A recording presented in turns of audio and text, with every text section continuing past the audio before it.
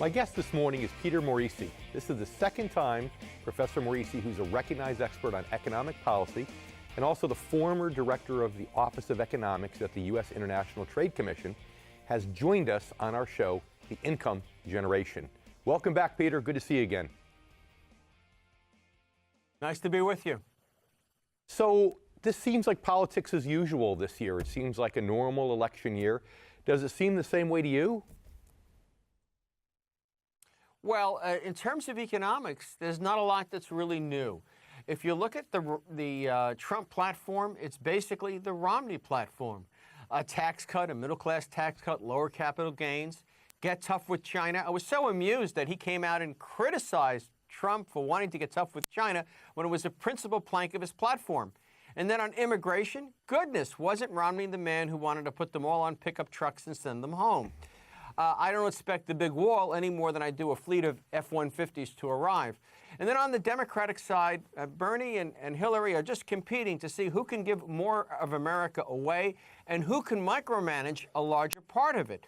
You know, as much as a single-payer system would essentially take over fully 1/6 of the economy, it's not far from what Obamacare already does. Hillary wants something like the California Paycheck Fairness Act, which would require employers, regardless of the number of employees, down to, say, 5 employees, to justify why every man might earn more than a woman, where there's a salary discrepancy. That would give her the opportunity to essentially affect, control, monitor, regulate, what have you, every employment decision in America. I don't know what better way to impose Soviet-style central planning than the vision of Hillary Clinton. Sounds a little bit like Big Brother, doesn't it? It's Big Sister. She's going to have us all tagged and numbered. I mean, basically, to listen to Madeleine Albright, you would think that every time 2 or 3 men are gathered together, they're conspiring against the minority or a woman or doing something else devious and in need of correction. Interesting. Well, so why do you think, going back to Republicans, why do you think Mitt Romney then came out so much against Donald Trump? Do you think it's just cronyism at its best? Absolutely. The Republican establishment has gotten rich on holding the White House on and off over the last quarter century. The Bush family has amassed enormous wealth and created an environment where people like Mitt Romney, who trade in companies but never really run them, get terribly, terribly wealthy. While ordinary Republicans who supported them under the notion that free enterprise and an open economy would create opportunities for them have been increasingly pillared by globalization, by ill-thought-through trade agreements that leave many of them without jobs. You know, there was a point at which the evangelicals would worry about biblical issues and religious issues, and the lunch pail guys would worry about whether they would get a factory job back again. But now both groups have come to the realization that there's no more America to quarrel about. It's the very fiber of the country that's being torn apart by immigration policies, globalization policies, and greedy people on Wall Street who get richer and richer while they get poorer and poorer. In this century, the average household income is down $4,000. However, if you consider how much richer the top 1% to 5% have become, the average guy is really a whole lot much worse off. That's why young people, for example, can't buy a house. They don't want to live in Hillary's world because, after all, Hillary basically wants to destroy men. That's what breaking down barriers is all about for her. So, and a lot of the women that, you know, that are married to these guys, they like their guys. They don't want them destroyed by Hillary either. That's what this is really all about. So they don't see George Bush as having been a terribly successful president, and they really don't want yet another Bush administration, which was what Jeb was offering, and the echo of Jeb, Rubio was offering, and so forth. True, and even today, like you say, the average America, and as well as some of the religious conservatives, have all come together, it seems, on these economic issues, not just immigration issues, but also economic issues. In fact, we were talking a lot about this on the show today, how our forefathers never really saw a Congress where people would become career congressmen as they are today. And the corollary that I always draw is it seems like when we really started to get into permanent national debt is when we started to have career congressmen, not those that would be going back to their businesses or farms after they served their terms. And right now, as you know, the debt to GDP ratio is slightly over 100%.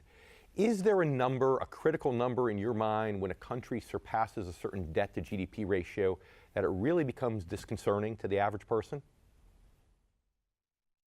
Well, our debt is disconcerting already, especially the prospects for it because of the aging of the baby boom generation and the fact that Mr. Obama has created so many disincentives for men to work so that we have fewer and fewer people that will be available to support them. So more and more money will have to be borrowed to pay their Social Security, their Medicaid, and so forth. We've kind of run the rope out in taking away Social Security and Medicare benefits away from well-to-do elderly with the co-pays and so forth and insurance fees that are now being charged. It's a little different for the United States than the rest of the world because we print the world's money. And as much as the Chinese would like to change that, until they figure out how to run that place on a stable basis, the dollar will be the coin of the realm around the world. The question is, at what point do people lose confidence in the ability to control prices in the United States? We've been given somewhat of a pass by the plunge in the price of oil, but the kind of money that we're going to have to print going forward will mean that inflation will get out of control, and then people will demand higher and higher interest rates on the debt. We'll be able to print money to cover it, but you could see how that spirals out of control. You'll never have a run on the bank, so to speak, like Greece, but rather you'll have a problem of money becoming increasingly worthless. Interesting. We've talked about that a lot on the show, where right now we have more deflationary pressures, but eventually the deflationary pressures could flip-flop into inflation pretty quickly. And we have to take a quick commercial break right now. Stay with us. When we come back, I'm going to ask famed economist Peter Morici, that's right, Peter, famed economist Peter Morici, whom he thinks might be perceived as the best candidate to get our budget balanced. So stay with us. We'll be right back.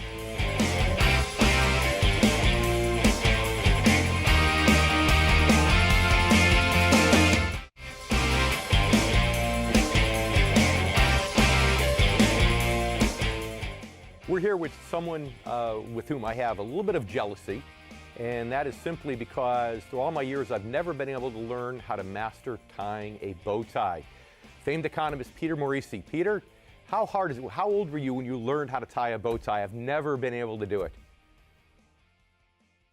I was in my 20s. I was going to Christ Church in Alexandria, and all the beau vivants were wearing Haspel suits and bow ties on warm summer days. So I went down to Arthur Adler's in Washington, D.C., where I bought my suits at the time, and I had one of those Haspel suits, and I said, I'll buy a bow tie if you show me how to tie it. And they took out, remember you used to have, they put the sock on the fake foot on the counter? Yes, yes, of course. And the guy showed me how to tie the bow tie right on one of those, and then he told me over my shoulder. It's basically like tying shoelaces, but it's never quite that simple. I went to see Brian Mulrooney speak in New York City at the Economist Club, and I got a tuxedo, and I brought a bow tie that you tie yourself, because I'd be darned if I was going to clip onto in front of Brian Mulrooney. And I had a set of instructions. That was before I had this episode. And it was terrible. I had to call a footman up from the concierge desk because they were out with these instructions. Someone's got to show you is what it comes down to.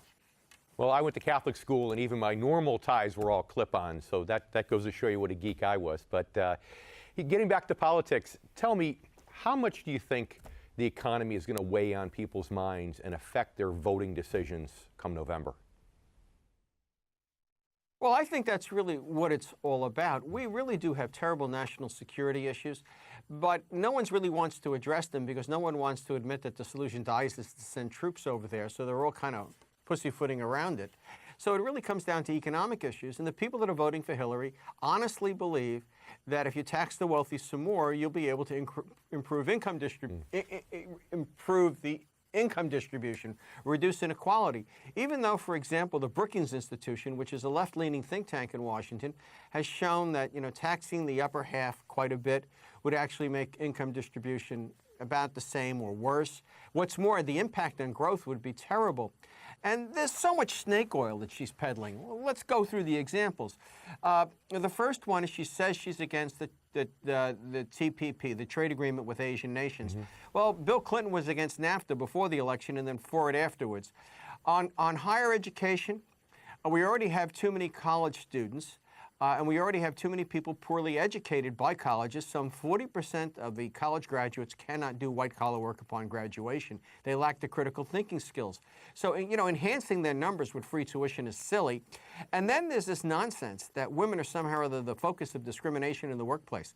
I know no one who works any place where they discriminate against women anymore. Young professional women now earn more than men, and 60% of the college degrees are being awarded to women. Basically, what she's doing is trumping up a big lie to play the women's card to get elected. In that kind of environment, that works on people on the left, and that's what she's running on. On the right, we've talked about Joe Lunchpail and the difficulties he's facing because of globalization. But it's not just the factory worker. It's the people that live in the towns that provide the services. It's the local attorney and so forth. They're getting behind the likes of Cruz and Trump. So I think the economy is really where this cuts. And the question is, who do you believe? The reality is Hillary Clinton is telling a lot of bloody lies. Bernie Sanders is actually a more honest person than Hillary. He is sincere. He believes in what he's saying. He may be wrong, but I like him. What's more, he learned about people the same place I did, playing stickball on the streets of New York in the 50s. Mm-hmm. Sure. And we all know, though, that whomever gets in and tries to institute a change in order to give the Americans hope that the economy could get fixed, whichever side you believe in. Bottom line is that there's always a lag time, though, between the time that people get in and can actually implement a change. How long would you guess the average American people can expect this lag time to be when their candidate gets in? If Hillary wins, does she bring the Senate with her? If she does, there'll be a lot of changes pretty quickly. The House will go kicking and screaming, but there's a sense in Washington, there's still some noblesse oblige in the Congress, some sense of duty and honor, that he who wins the election or she who wins the election is entitled to one big initiative. For example, George W. Bush's No Child Left Behind. Even though he worked with Ted Kennedy to get that done, my feeling is Hillary will have to pick the one thing that's most important to her, and that is likely going to be the Paycheck Fairness Act. On the Republican side, do they hold the Senate? If they hold the Senate, the Democrats can obstruct only so long, hiding behind the 60-vote rule. Because at the end of the day, the majority can revoke it. And they also can pass a lot of stuff under the guise of budget bills and things like that. So my feeling is that there's going to be some quick changes one way or the other in the first year that will have some bite and genuine traction by the third. Great. Well, that's actually, in my book, that's actually hopeful.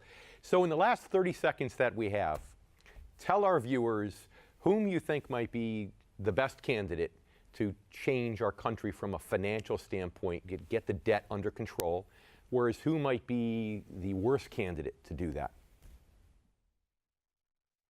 Well, the worst candidate would indeed be Hillary.